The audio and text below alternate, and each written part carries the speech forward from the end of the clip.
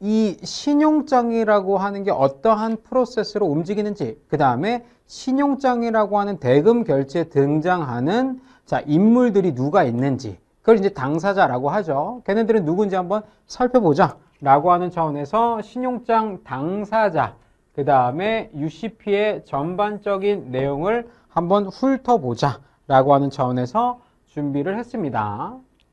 자, 신용장의 거래 당사자. 자, 기본 당사자가 있고요. 그 다음에 자, 기타 당사자가 있습니다.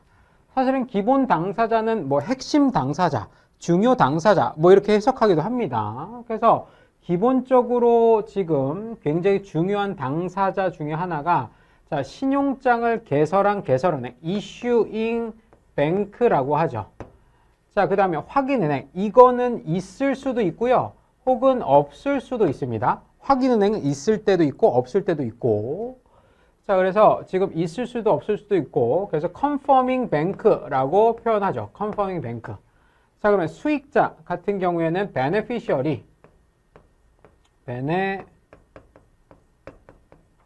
beneficiary라고 표현을 하죠. 수익자. 그래서 benefit을 볼 자.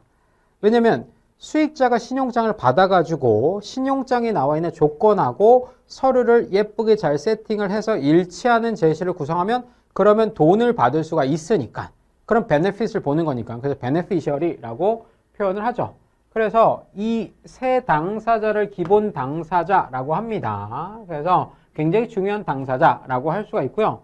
자, 그 다음에 기타 당사자입니다. 예를 들면 발행 의뢰인, 그러니까 신용장 개설 의뢰한 사람, 신용장 발행 의뢰한 사람. 그러면 무역거래에서는 일반적으로 누구 말하는 거예요? 얘는 수입자를 말하는 거죠. 수입자. 자, 그래서 applicant라고 합니다. applicant.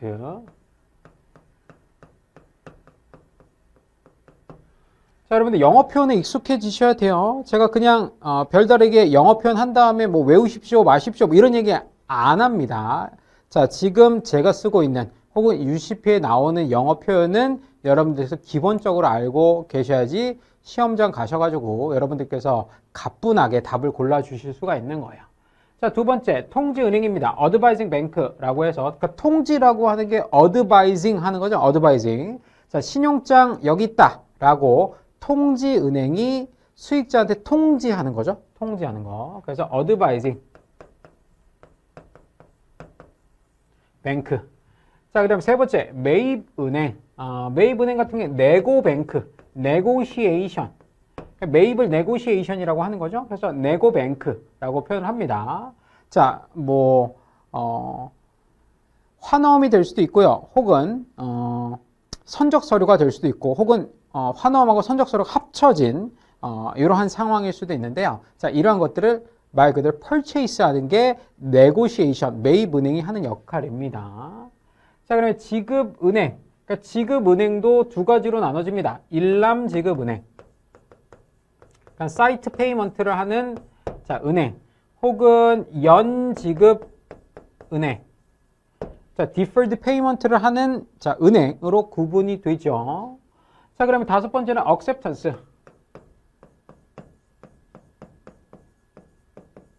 자, 인수은행. 그 다음에 상환은행. 여러분들 아까 그 URR 기억하세요? URR? 그러니까 URR 같은 경우에는 특히나 상환은행이 등장하는 경우에 사용되는 지금 대금 결제와 관련된 국제 규칙이죠. 상환은행은 말 그대로 돈을 상환해주는, 돈을 지금 돈을 주는 자, 그러한 은행입니다. 그래서 reimbursing bank라고 표현을 하죠. 뱅크 이렇게 표현을 하죠. 자, 그리고 양도은행 같은 경우에는 지금 양도 신용장에서 등장하는 은행인데요.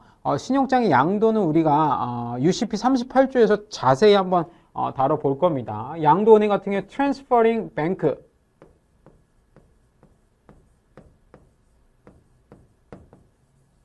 transferring bank라고 표현을 하죠. 자, 그래서 지금 자, 신용장이라고 하는 게 여러 당사자들이 이제 참여를 하게 되는데, 자, 그 당사자를 크게 굵직굵직하게 둘로 나눴죠? 자, 기본 당사자, 그 다음에 기타 당사자로 나눴습니다. 자, 그래서 신용장의 당사자에 대해서는 우리가 UCP에서 뭐 자세히 여러분들께서 힘들어 하실 정도로 제가 알려드릴 테니까 그거는 이제 뒤쪽에서 공부를 하도록 하고요. 기본 당사자 정도만 우리가 한번 확인을 한번 해보도록 하겠습니다. 자, 기본 당사자 개설은행입니다. Issuing Bank라고 했고요. 자, 개설은행 같은 경우에는 신용장을 말 그대로 오픈, 이슈 하는 은행. 주로 여기에 있는 개설은행이 지금 이 친구의 거래은행이죠. 자, 그래서 지금 화환신용장 같은 경우에는 이런 식으로 움직입니다. 자, 지금 셀러죠. 그 다음에 바이어죠. 뭐 엑스포터라고 표현하기도 하고 그 다음에 임포터라고 표현하기도 하는데 자, 둘이 무역계약을 체결합니다. 물품 매매 계약 체결합니다. 자, 대금결제 뭘로 할래? 화환신용장으로 하자. 오케이, 좋아. 자, 그러면 여기 있는 수입자가 개설은행에 가가지고 자, 지금 신용장 개설 의뢰를 하죠. 개설 의뢰를 합니다. 그럼 여기 있는 개설은행이 자, 지금 자기 고객님의 잔고라든지 혹은 담보라든지 경제적인 상황을 감안한 다음에 신용장을 개설할지 말지 여부를 판단하겠죠. 자, 그래서 지금 여기 있는 개설은행이 뭐 이것저것 따져보니까 괜찮은 고객이야. 잔고가 빵빵해. 그래서 화환신용장, 자, 신용장을 레터 오브 크레딧을 지금 오픈을 했습니다. 이슈를 했습니다. 자, 근데 지금 국가로 따졌을 때는 지금 보면 여기가 수입국이죠? 여기가 수출국이죠? 그래서 이 신용장을 어떻게 전해주지? 라고 굉장히 난감하죠. 자, 그래서 지금 여기 수출국 사이드 쪽의 은행 중에서 얘랑 좀 친한 애한테 자, 이 신용장 좀 전달 좀 해주면 안 돼? 통지 좀 해주면 안 돼? 라고 부탁할 만한 사람을 지금 찾고 있겠죠. 자, 그래서 통지은행을 찾았어요. 얘랑 관계가 있는 통지은행을 찾았어요. 자, 그래서 지금 이 신용장 좀 잘 좀 전달 좀 해줘. 알겠어. 자, 그래서 자, 신용장 통지를 했어요. 신용장. 자, 신용장을 이렇게 통지를 했다. 그럼 여기에 조건, 그 다음에 나와 있는 각종 서류. 자, 이런 것들을 열심히 세팅해가지고, 자, 지금, 돈을 받기 위해서 열심히 준비를 해야 되겠죠? 자, 이때 지금 개설은행은 말 그대로 신용장을 개설해준 은행, Issuing Bank, 주로 수입자의 거래은행. 자, 그 다음에 기본 당사자를 보고 있습니다. 확인은행. 얘는 있을 수도 있고 또는 없을 수도 있다라고 말씀드렸어요. 자, 확인은행. 지급 확약을 추가하는 은행입니다. 추가하는 은행. 그래서 지금 신용장이라고 하는 게 왜 수출자, 수익자 입장에서는 본인의 존엄성이 지켜지느냐? 바로 은행의 지급 확약이기 때문이에요. 은행의 지급 확약. 그러니까 수입자한테 징징댈 필요가 없는 거죠. 자, 지금 신용장상의 조건하고 서류를 일치시켜가지고 돈을 받으면 되는 거죠. 그래서 이제 존엄성이 이제 지켜진다라고 제가 표현을 한 거예요.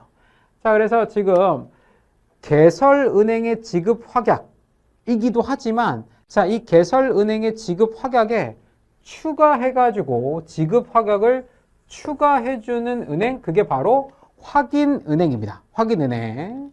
자, 그런데 실무적으로 봤었을 때 여기에 있는 통지은행이 확인은행의 역할까지 겸하는 경우들이 많아요. 그 다음에 통지은행이 확인은행의 역할도 하고 그 다음에 지정은행 역할도 같이 하는 경우들도 많이 있고요. 자, 그래서 지금 확인은행이라고 하는 게 결국에는 신용장 개설은행의 지급 확약. 자, 이거를 또 추가해 준다라는 거예요. 이걸 또 추가해 준다. 그래서 왜 추가해 줄까라고 생각을 해보면 사실은 막 그렇게 개설은행 혹은 개설은행이 속해 있는 이 국가가 좀 변변치 못할 때 확인은행이 많이 등장하거든요. 그래서 개설은행이 예를 들면 뭐 좀 변변치 못해. 신용도가 좀 그래. 혹은 개설은행이 속해 있는 국가가 그러니까 개설은행이 속해 있는 국가가 일반적으로 수입국이잖아요. 그러니까 수입국이 거기가 좀 애매해. 예를 들면 아프리카에 있는 어떤 국가야. 그러니까 아프리카에 있는 어떤 국가들은 어느 날 생겼다가 또 뭐 쿠데타 일어나가지고 무너졌다가 또 그 다음에 또 세웠다가 다시 무너졌다가 막 이렇게 한단 말이야. 그러니까 나라도 못 믿을 판국인데 거기 있는 개설은행, 그 개설은행의 지급 확약, 뭐 좋다 이거야. 그런데 그걸 믿을 수 있을까? 거기에는 퀘스천 마크가 뜨죠? 특히나 내가 수익자라면 더더욱이 그러겠죠. 그러니까 개설은행이 변변치 못하던가 개설은행이 속해 있는 국가가 변변치 못하면 내 입장에서는 지급 확액을 추구하고 싶은데 즉 확인은행이 있었으면 좋겠는데 라고 당연히 니즈가 있겠죠. 니즈가. 자, 그래서 이때 등장하는 게 바로 확인은행이다. 자, 확인은행은 일반적으로 통지은행이 확인은행의 역할까지 같이 한다. 자, 그 다음에 이 통지은행이 지정은행의 역할도 같이 한다. 그래서 통지은행, 지정은행, 확인은행이 같아지는 경우들이 많이 있더라. 물론 다른 경우들도 있습니다. 다른 경우들도. 자, 그다음에 수익자. 여기는 수출자가 이제 수익자가 되는 거죠. 베네피셔리. 자, 그래서 신용장에 의해서 혜택을 받는 자로서 일반적으로는 셀러, 수출자, 엑스포터라고 이야기를 할 수가 있겠다. 자, 그래서 신용장과 관련된 전반적인 내용을 우리가 한번 살펴봤습니다.